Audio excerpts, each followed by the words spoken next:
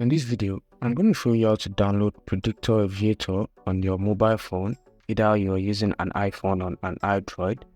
So first, you want to go to your Chrome or your Google search and search for lucidapk.com.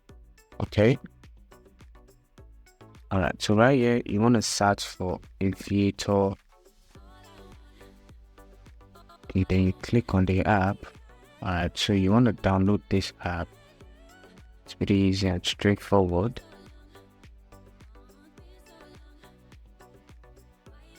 So right here, as you can see, it says please complete 2 or 3 of ours below to finish installation.